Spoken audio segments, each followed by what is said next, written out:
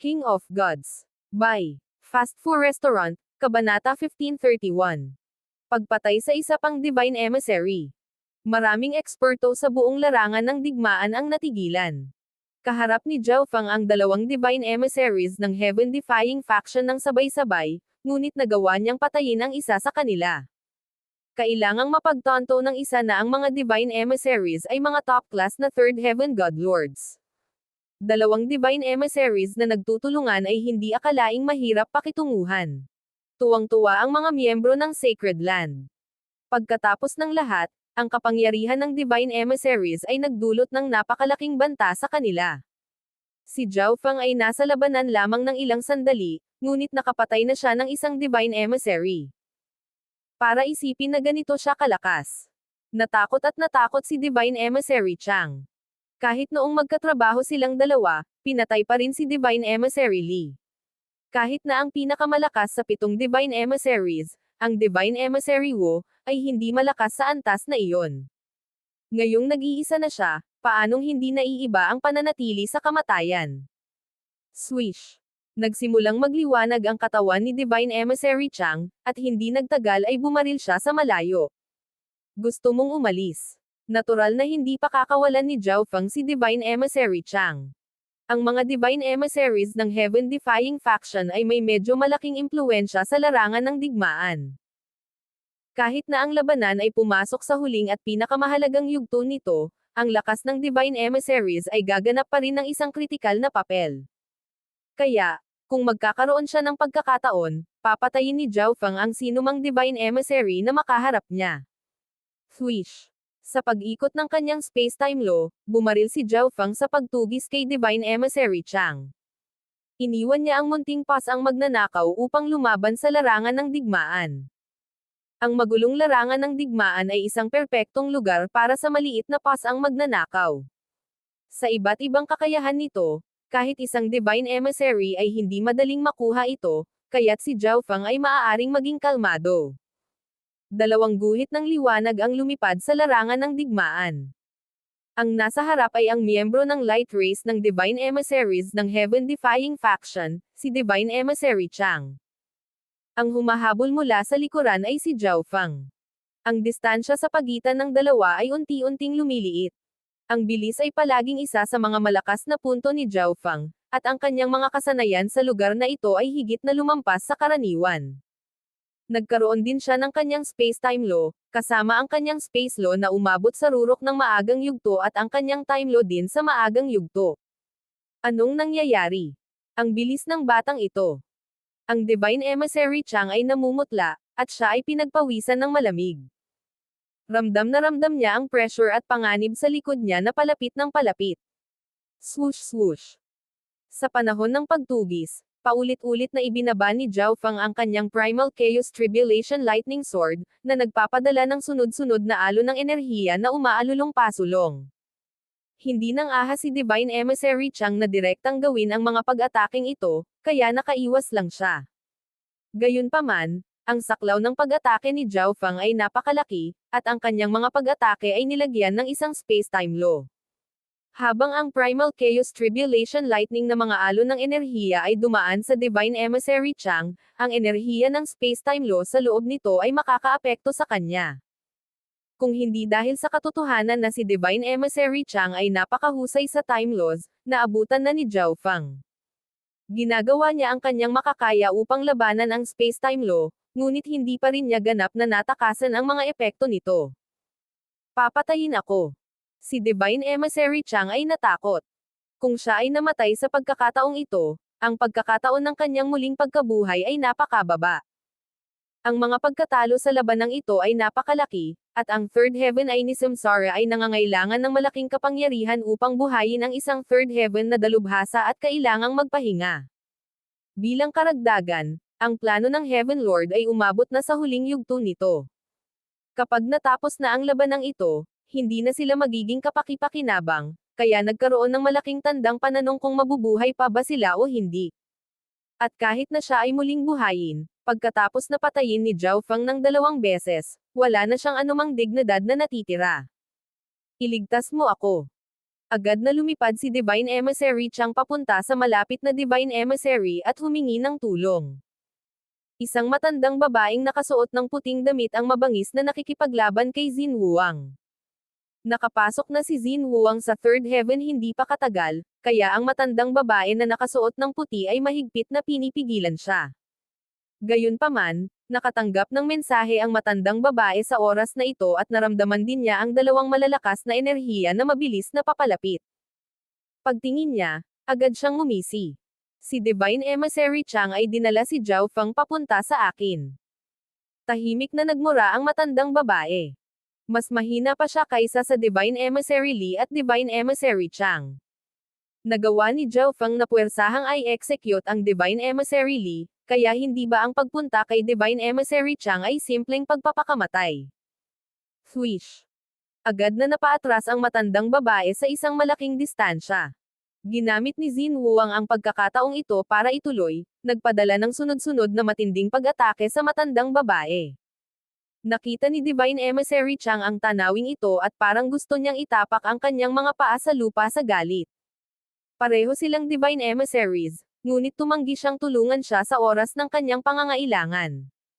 Primal Chaos Lightning Sword. Nakita ni Zhao Feng ang kanyang pagkakataon at nagpaputok ng kidlat mula sa kanyang kaliwang mata. Boom! Hiss! Sa isang malakas na pagsabog, ang madilim na Primal Chaos Lightning Sword ay tumagos sa dibdib ni Divine Emissary Chang, na agad na nagpadala ng enerhiya ng Primal Chaos Tribulation Lightning sa kanyang katawan. Hiss! Napahawak si Divine Emissary Chang sa kanyang dibdib at napabuntong hininga sa sakit. Kahit na sa kanyang time body, hindi niya matiis ang Primal Chaos Lightning Sword ni Zhao Feng. Ngunit sa kanyang buhay na kataya, ang Divine Emissary Chang ay hindi nang ahas na magtagal. Agad siyang tumakas para humingi ng tulong sa iba. Nako, saan man pumunta si Divine Emissary Chang, ang mga miyembro ng Heaven-defying faction ay tinuring siyang parang Diyos ng salot at tumakas. Hindi napigilan ng God King Radiant Peak na mapangiti sa tanawing ito. Si Zhao Feng ay karaniwang hindi magagapi sa third heavens. Sa aking sacred land, walang sino man sa ibaba ng Diyos ang makakalaban sa kanya. Hindi napigilan ni God King Radiant Peak ang pagpuri sa kanya.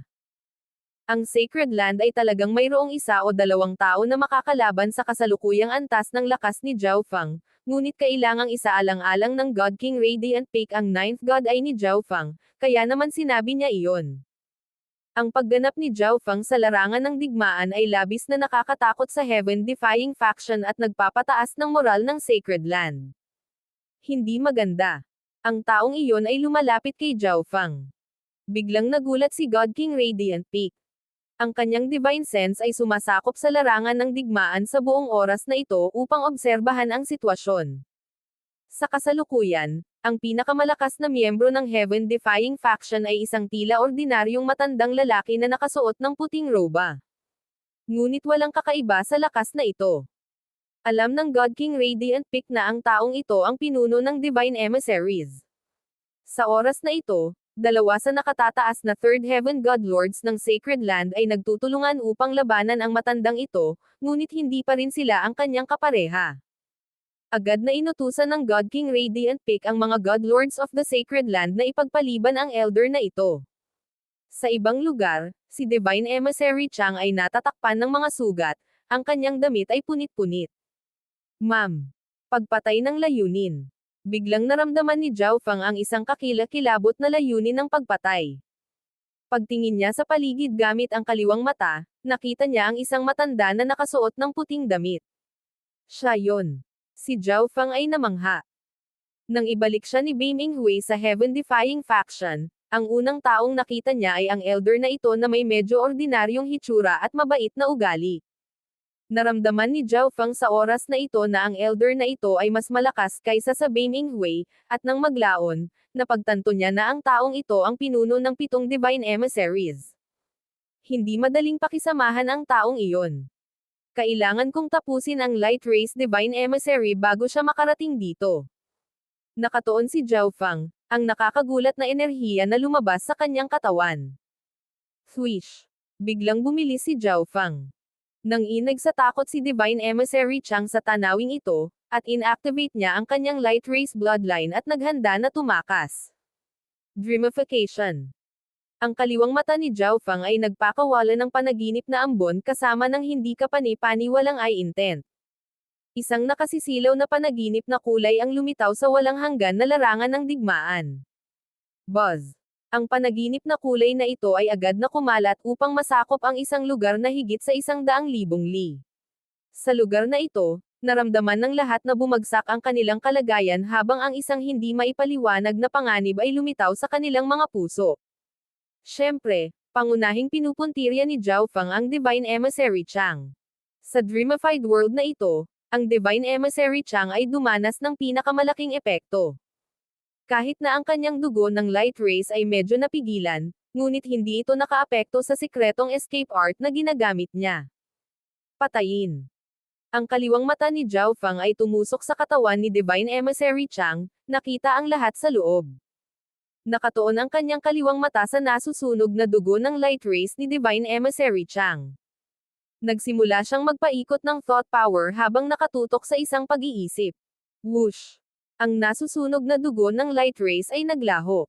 Naputol ang lihim na sining ni Divine Emissary Chang. Anong nangyayari? Nawala ang bloodline energy ko. Natarante si Divine Emissary Chang. Ito ay sadyang masyadong kakaiba. Mamatay. Ginamit ni Zhao Feng ang pagkakataong ito para maisa-isa ang kanyang Primal Chaos Tribulation Lightning Swords. Dalawang napakalaking alon ng enerhiya na dumadagandong sa Tribulation Lightning ang bumaril, na naglalabas ng lumalamon na force field na sumisipsip sa nakapalibot na enerhiya ng mundo. O hindi. Ang katawan ni Divine Emissary Chang ay hindi maiwasang manginig sa takot sa harap ng malakas na pag-ataking ito. Muli niyang sinunog ang kanyang light race na bloodline sa pagtatangkang takasan ang pag-atake ni Zhao Feng, ngunit ang mga bigkis ng dreamification at ang mga epekto ng space-time law ay lubos na humadlang sa mga aksyon ni Divine Emissary Chang. Boom! Bang! Ang mga alon ng enerhiya ng Primal Chaos Tribulation Lightning ay dumaong, na lumikha ng isang malawak na pagsabog. Isang shockwave ang dumaan sa rehiyon. Lahat ng tao sa loob ng hanay ng 10,000 li ay nahuli sa shockwave na ito at nagsuka ng dugo. Nang hamupa na ang alikabok, nabunyag ang nabasag na figure ng lubhang nasugatan na Divine Emissary Chang. Bagamat hindi nagawang iwasan ni Divine Emissary Chang ang pag-atake, sa mahalagang sandali, nagawa niyang maiwasan ang isang nakamamatay na welga. Sa sandaling ito, Zhao Feng, maglakas loob ka. Isang galit na dagandong ang nagmula sa malayo.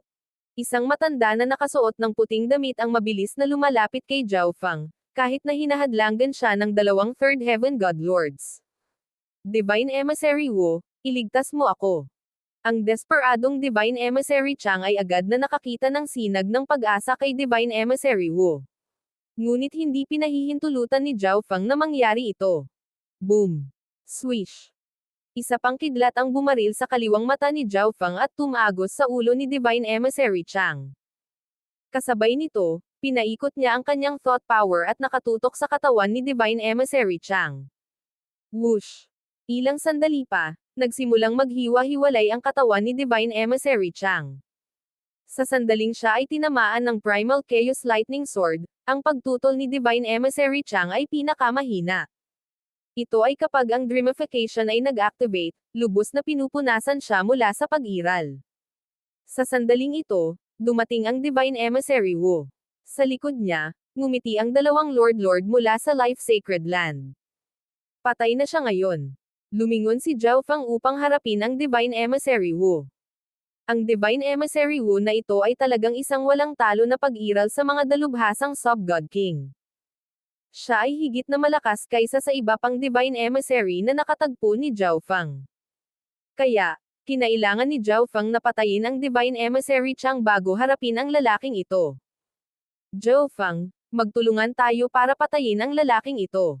Ang Third Heaven God Lords ng Life Sacred Land ay nagpadala ng mensahe. Ang dalawang senior na Third Heaven na ito ay hindi nakakuha ng anumang kalamangan laban sa Divine Emissary Wu, isang katotohanan na nagdulot sa kanila ng labis na panlulumo. Gayunpaman, nakikita nila na, sa lakas ni Zhao Feng, madaling mapatay nilang tatlo si Divine Emissary Wu. King of Gods, Kabanata 1532. Demon God Race. Zhou Fang, magtulungan tayo para patayin ang lalaking ito. Ang Third Heaven God Lords ng Life Sacred Land ay nagpadala ng mensahe. Kayong dalawa, huwag kayong makialam. Hayaan mo akong makitungo sa kanya ng mag-isa. Mataray na sagot ni Zhou Fang. Ano? Laking gulat ng Sacred Land God Lords na halos malaglag ang kanilang mga panga. Masyadong mataas ang tingin ni Zhou Fang sa kanyang sarili, hindi ba? Ang lalaking ito ay isang taong hindi kayang hawakan ng dalawa, at ngayon, sinasabi ni Zhou Fang na dadalhin niya itong mag-isa. Mababa ba ang tingin niya sa kanila? Ang tagumpay ng Life Sacred Land ay pinakamahalaga. Dagdag ni Zhou Fang. Pinag-isipan ito ng dalawang Third Heaven God Lords at sa wakas ay tumanggo. Kahit na sa tulong ni Zhou Fang at ng kanyang mga kaalyado, ang Sacred Land ay nasa likuran pa rin. Kung mapipigilan ni Zhou Fang itong Divine Emissary Wu, ang dalawang Third Heaven God Lords ay makakapag-alis ng pressure sa ibang lugar sa larangan ng digmaan. Ang Third Heavens ay ang pinakamataas na puwersang lumalaban sa kasalukuyan. Ang dalawa sa kanila na pinalaya ay magkakaroon ng malaking impluwensya sa pangkalahatang sitwasyon. Kung gayon, mag-ingat ka. Ang isa sa mga God Lord, isang berdeng buhok na elder, ay nagbigay ng huling salita ng babala, at pagkatapos ay umatras ang dalawa. Ang Divine Emissary Wu at Zhou Wan ay nakipag-away sa malayong lugar. Ang lugar para sa 10,000 li sa paligid ng pares ay naging walang mga tao. Ang una ito ay dapat magpahayag ng paghanga sa iyong katapangan. Naglakas loob ka talagang harapin ako mag-isa. Malamig na ngumiti si Divine Emissary Wu. Walang sinabi si Zhou Fang, ngunit ang kanyang katawan ay namumula sa layunin ng pakikipaglaban. 2 beses niyang pinatay ang Divine Emissary Chang at napatay din niya ang Divine Emissary Li at Beiming Hui. Hindi na interesado ang ordinary Divine Emissaries kay Zhou Fang. Kailangan niya ng pantay na kalaban, o kahit isa na maaaring magpilit sa kanya. Ito lamang ang makapagpapasigla sa potensyal ng Ninth God Eye. Pagkatapos ng lahat, si Zhou Fang ay nasa tuktok na ng Second Heaven. Hindi magtatagal bago niya magagamit ang lahat ng lakas ng God Eye. Magbabayad ka ng malaking halaga para sa iyong kayabangan. Agad na nanlamig ang ekspresyon ni Divine Emissary Wu, at ang masamang hangarin ay nagsimulang lumabas sa kanyang katawan na nagpadilim sa buong mundo. Boom! Isang malupit at sinaunang bloodline na enerhiya ang lumabas mula sa kanyang katawan, na nagdadala ng isang masamang kalooban na lalong tumitindi habang tumatagal. Ang bloodline energy na ito ay lumundag sa kalangitan, na sinamahan ng Black Violet Torrent na nagpang-inag sa kalawakan. Buzz! Buzz! Nagsimulang umikot ang bloodline energy at black violet energy sa paligid ng Divine Emissary Wu. Nagsimula ring magbago ang balat at katawan ni Divine Emissary Wu, sumanib sa agos ng enerhiya. Anong nangyayari? Ang bawat isa sa hanay ng higit sa 100,000 li ay nayanig ng enerhiyang ito ng bloodline, ang kanilang sariling mga bloodline ay nanginginig sa takot at imposibleng umikot. Isang takot ang lumitaw mula sa kaibuturan ng kanilang dugo. Ang mga Divine Emissaries ng Heaven-defying faction ay nagsimula lahat. Gagamitin ni Divine Emissary Wu ang kanyang buong lakas. Si Divine Emissary Wu ang pinakamalakas sa 7 Divine Emissaries, at isa sa mga dahilan nito ay ang makapangyarihang bloodline na pinagsamahan niya. Napakalakas ng bloodline energy. Kinabahan si Zhou Fang at naging solemn na ang kanyang mukha. Kahit na ang kanyang primal chaos na enerhiya ay bahagyang nanginginig, at sa loob ng God Eye Dimension, ang Dreamy Silver Ball ay lalong nabalisa. Sa loob ng Life Sacred Land, ang God King Radiant Peak at ang Life God ay nagulat din. Ang nangingibabaw at masamang bloodline energy na ito ay dapat na ika-4 na ranggo. Ang Demon God Race. Lumubog ang puso ni God King Radiant Peak. Ang ika-4 na ranggo na Demon God Race ay isang nakakatakot na lahi, isang lahi ng mga demonyo na nagtataglay din ng God-Devil Body. Sinabi na, sa sinaunang panahon, ang lahi na ito ay sinubukan ng maraming beses na hamanin ang ancient race, ngunit ito ay nabigo sa bawat pagkakataon. Anuman, ang ika-4 na ranggo na Demon God Race ay talagang ang pinakamalakas na labanan sa labanan bukod sa ancient race. Demon God Race, HAM. Naalala ni Zhao Feng itong ika-4 na ranggo na lahi.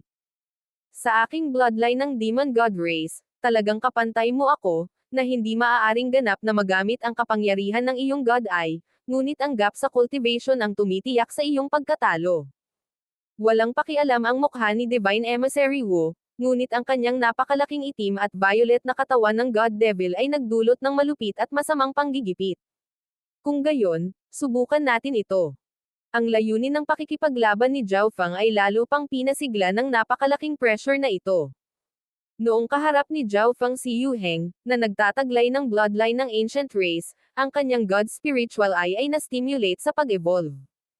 Sa pagkakataong ito, ang bloodline ng Demon God Race ni Divine Emissary Wu ay tila may katulad na epekto. Hahaha. Mabangis na tumawa si Divine Emissary Wu. Ang kasalukuyang siya ay naglabas ng demonyo at malupit na panggigipit sa bawat galaw. Isa siyang walang katulad na demonyong Diyos, ganap na naiiba sa karaniwan at katamtamang aura na ipinalabas niya noon. Demon Heaven Palm. Biglang sumalakay si Divine Emissary Wu, isang itim na violet na liwanag ang nagtipon sa kanyang kanang kamay at bumaril pasulong. Boom!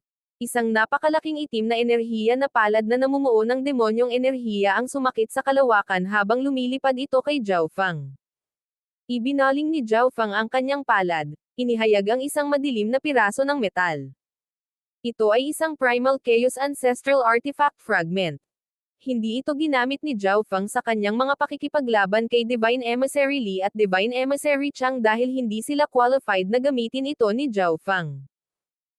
Habang hawak niya ang fragment ng Ancestral Artifact, ang Primal Chaos at Tribulation Lightning Energies ay lumundag, na nagtipon sa isang napakalaking Primal Chaos Tribulation Lightning Sword.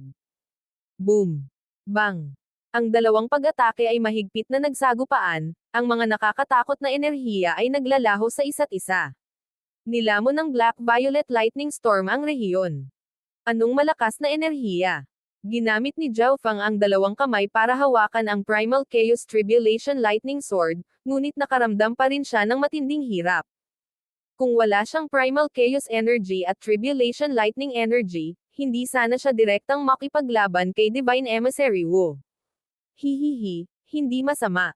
Nang hindi ginagamit ang kapangyarihan ng God Eye, maaari mo pa ring pantayan ang suntok ko. Tumawa si Divine Emissary Wu, ang kanyang ugali ay nagdudulot ng pangamba at pagkamangha. Pumunta ka. Inactivate ni Zhao Feng ang dalawang fragment ng Space Ancestral Artifact at isang Time Ancestral Artifact fragment sa kanyang space-time robe. Swoosh! Swish! Isang napakalaking pilak na talim ang tumawid sa itim na palad ng demonyo.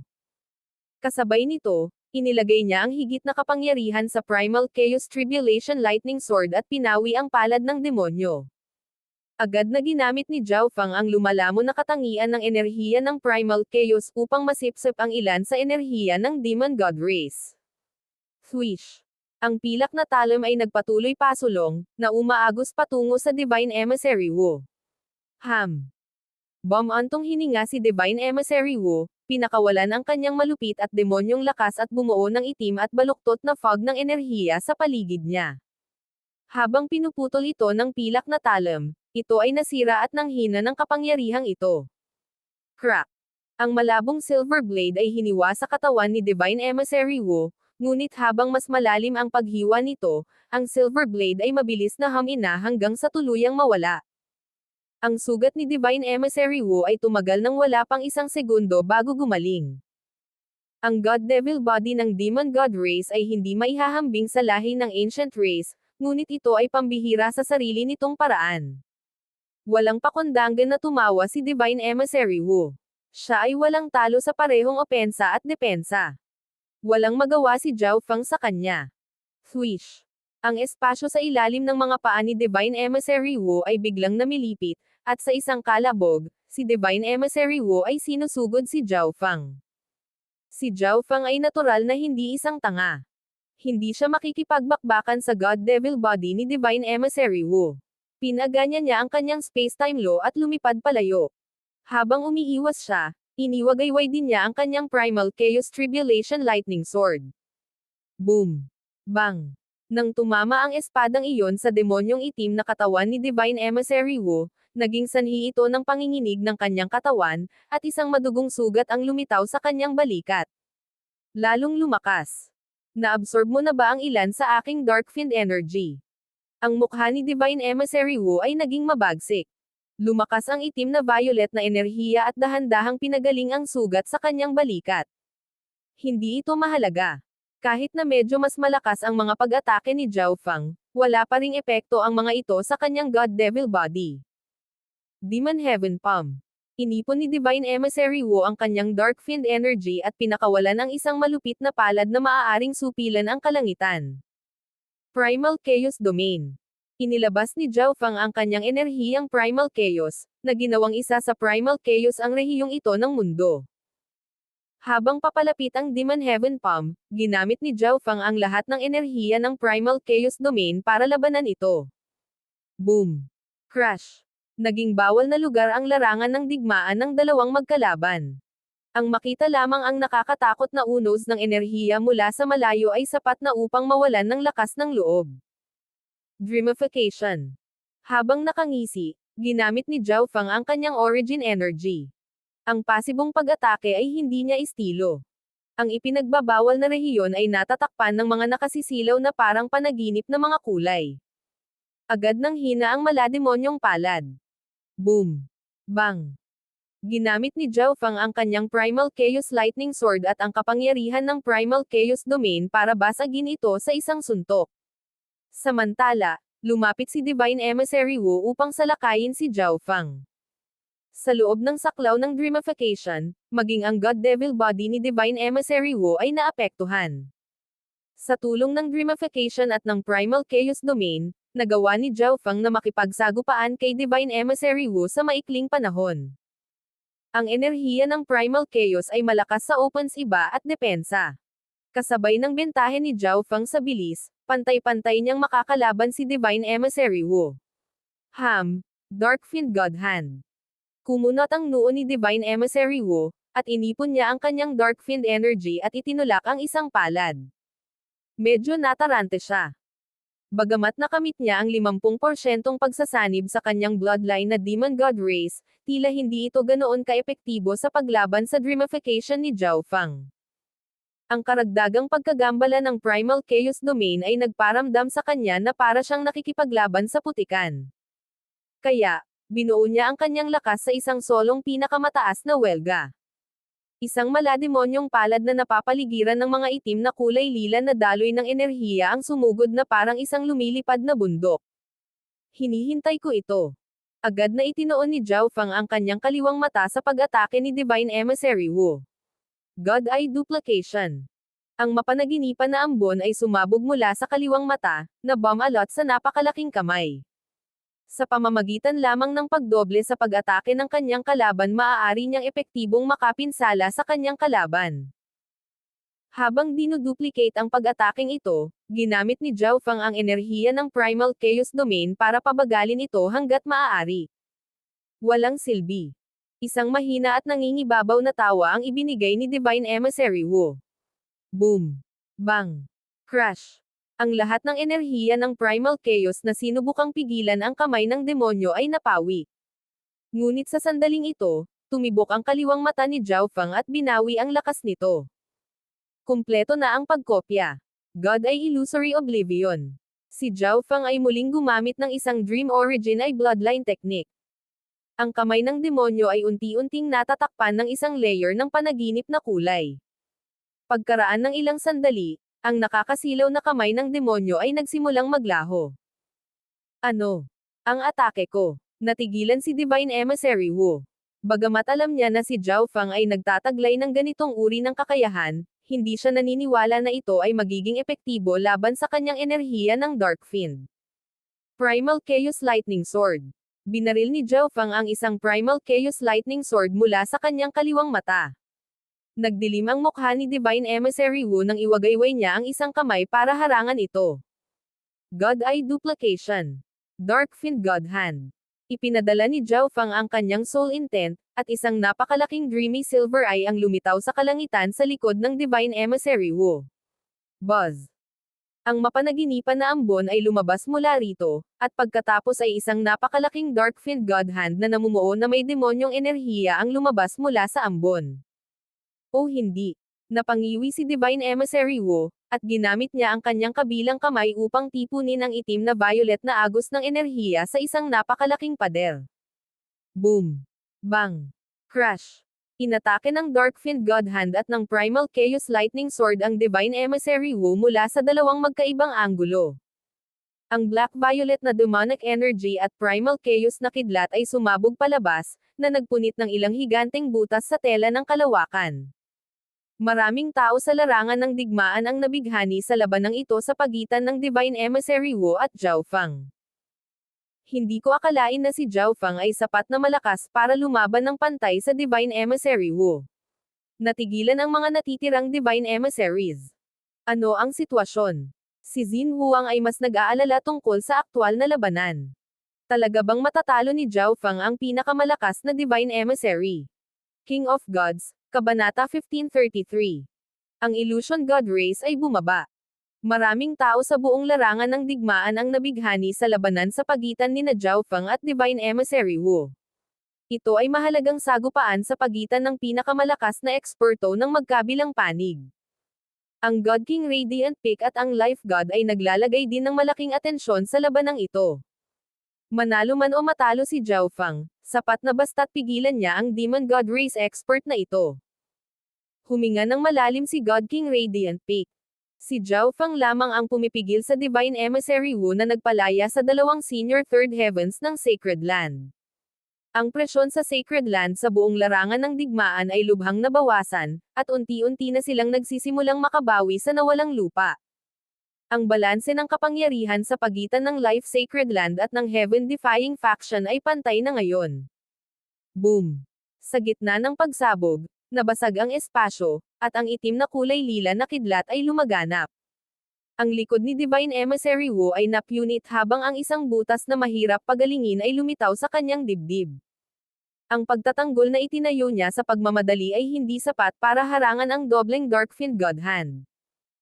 Ngunit mas nagulat si Divine Emissary Wu sa katotohanan na ang Eye Bloodline technique ni Zhao Fang ay nakapagdulot ng labis na pinsala sa kanya.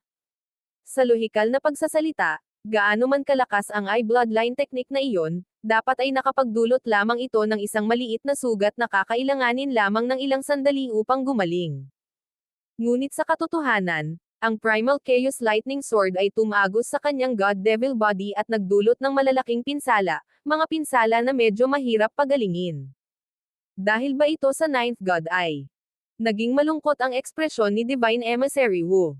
Sa sandaling ito, naramdaman ng Divine Emissary Wu ang panganib na papalapit muli. Swish! Isa pang kidlat ang lumitaw sa kanyang harapan. Isa pang Primal Chaos Lightning Sword ang tumusok sa katawan ni Divine Emissary Wu.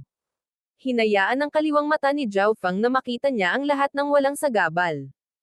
Napansin niya na ang kanyang Eye Bloodline technique ay medyo epektibo laban sa God Devil body ni Divine Emissary Wu. Ito ang dahilan kung bakit muli niya itong ginamit. At pagkatapos magdusa sa unang round ng mga pag-atake, ang Divine Emissary Wu ay hindi pa nakaka-recover at nataman muli. Si Divine Emissary Wu ay sumirit sa sakit.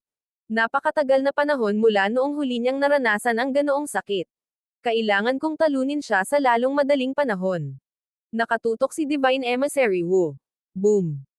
Umalis si Divine Emissary Wu mula sa mga labi ng pagsabog, na balot ng nangingibabaw na masamang layunin habang sinisingil niya si Zhao Fang. Mukhang epektibo ang Dream God ay laban sa iyo. Bahagyang ngumiti si Zhao Fang. Ang Dream God Eye ay umabot na sa God Eye level noon pa man, at ito ay bumubuti sa iba't ibang aspeto sa lahat ng oras, kung saan si Zhao Fang ay nagiging mas may kakayahang gamitin ang mga kakayahan nito. Hanggat ginamit ni Zhao Fang ang kanyang Dream God Eye para paganahin ang kanyang mga diskarte sa Eye Bloodline, lahat sila ay malalagay sa origin energy nito. Maaaring ito ang dahilan kung bakit ang mga diskarte sa Eye Bloodline ni Zhao Fang ay nakakagulat na epektibo laban sa God Devil body. Bilang karagdagan, marahil ito ay bahagyang dahil sa kanyang mga pagnanasa. Umaasa siyang magiging epektibo ang kanyang eye bloodline technique laban sa Divine Emissary Wu, at ang pag-asang ito ay naisa sa katuparan hanggat maaari. Swish!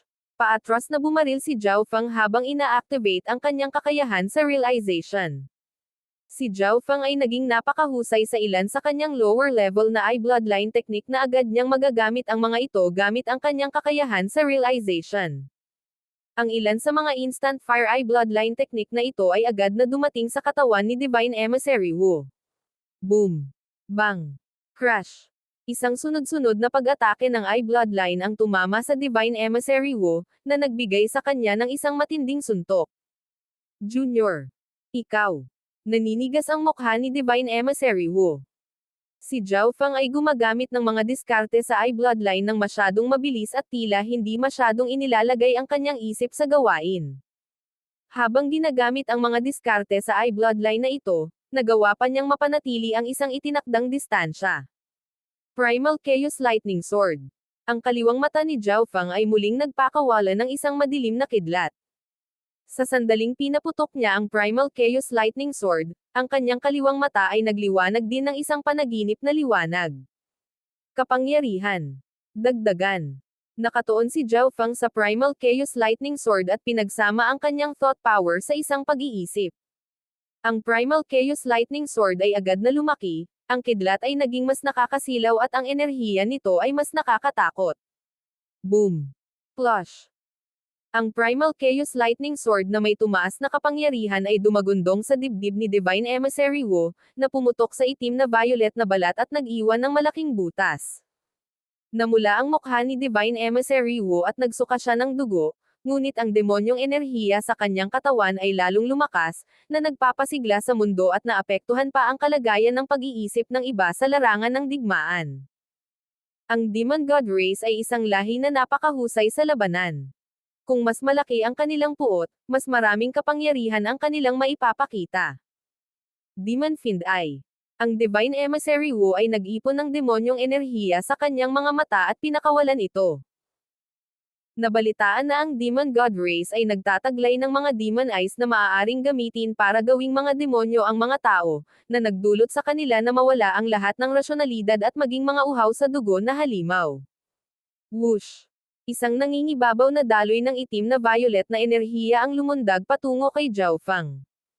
Ang Demon Fiend Eye ni Divine Emissary Wu ay isang soul attack. Gumalaw ito sa hindi kapanipaniwalang bilis at halos agad na nataman si Zhao Feng.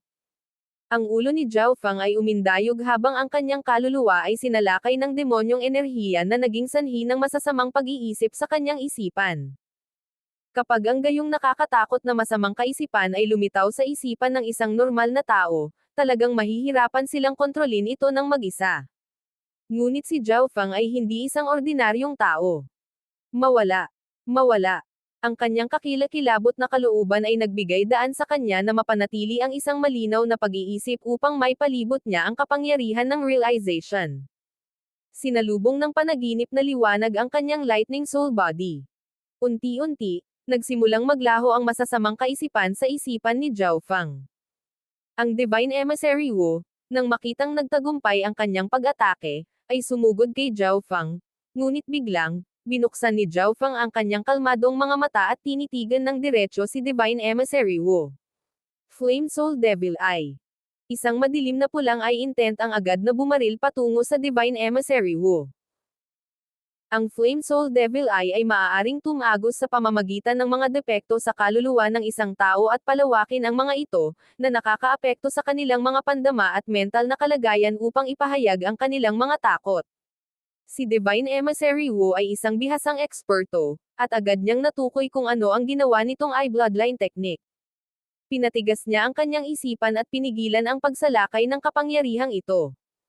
At dahil ang kanyang kaluluwang katawan at divine body ay iisa, siya ay hindi kapani-paniwalang lumalaban sa ganitong uri ng pag-atake. Ngunit ang realization ay maaaring lumikha ng isang maliit na pagbubukas sa kahit na ang pinaka-perpekto ng mga depensa. Habang ginagamit ang realization, nagpadala si Zhao Feng ng isang piraso ng eye intent sa katawan ni Divine Emissary Wu. Ang Divine Emissary Wu ay nagsimulang manginig sa buong katawan, at ang galit na enerhiya ng demonyo ay nagsimulang lumabas sa kanyang katawan. Ang Demon God Race ay isang lahi na likas na nagtataglay ng hilig sa kabaliwan. Sinamantala ng I-Bloodline technique ni Zhao Feng ang puntong ito, na ginulo ang isip at rasyonalidad ni Divine Emissary Wu. Ginamit ni Zhao Feng ang pagkakataong ito para maglunsad ng matinding pag-atake kay Divine Emissary Wu. Boom! Bang! Hinawakan niya ang Primal Chaos Tribulation Lightning Swords at marahas na hinampas si Divine Emissary Wu. Dahil wala pa ring malinaw na pag-iisip si Divine Emissary Wu, hindi niya nagawang tumpak na maka-counter-attack. Boom! Bang! Crash! Sunod-sunod na pag-atake ang dumapo sa katawan ni Divine Emissary Wu, ang Primal Chaos at Tribulation Lightning Energies na nagdudulot ng kalituhan sa kanya.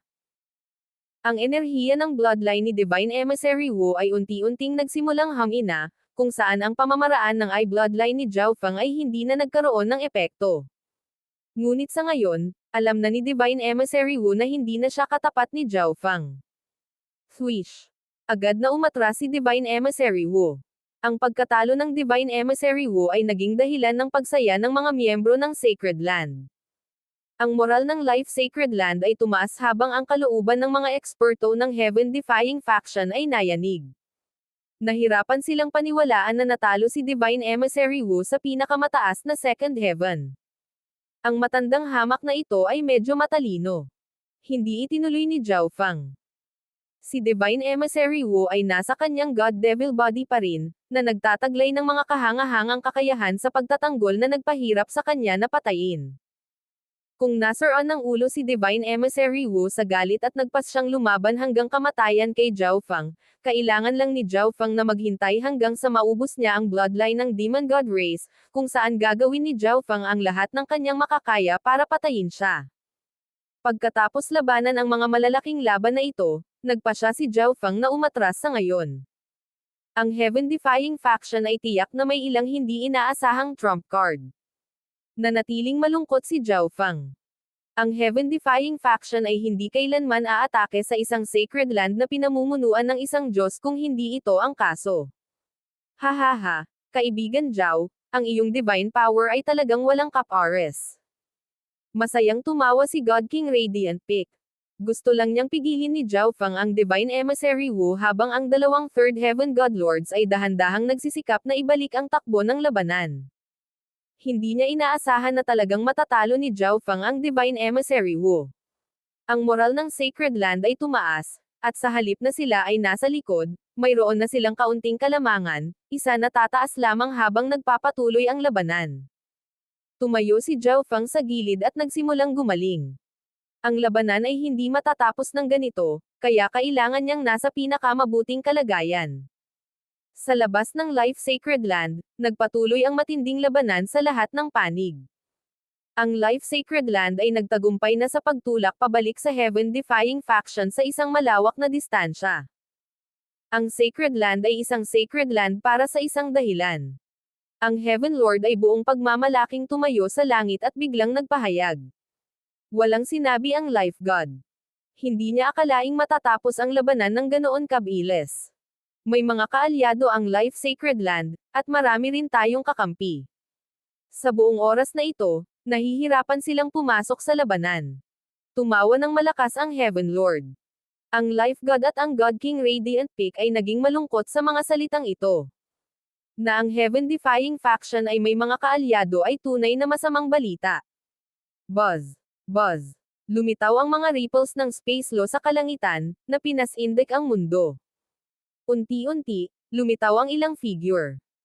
Ang pinuno nila ay isang matanda na nakasuot ng itim na may talon ng itim na buhok at isang pares ng malamig at masamang mga mata. Isang pinakamataas na enerhiya ang lumabas sa kanyang katawan, na ikinagulat ng buong larangan ng digmaan. God King. Ang mga God Lord sa larangan ng digmaan ay sumigaw sa gulat.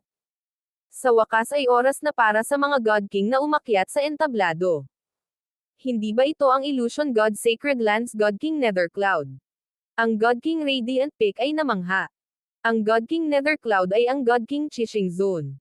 Siya ay kilala sa malayo at malawak, at ilang beses na siyang nakilala ng God King Radiant Peak.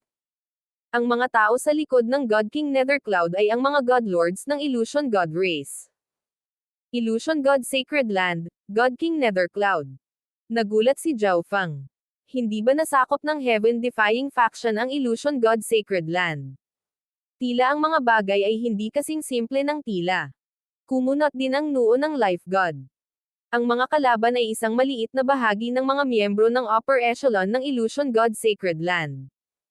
Kung ang paksayon na ito ay papasok sa labanan, ang marupok na kalamangan na nilikha ng Life Sacred Land ay agad na gumuho.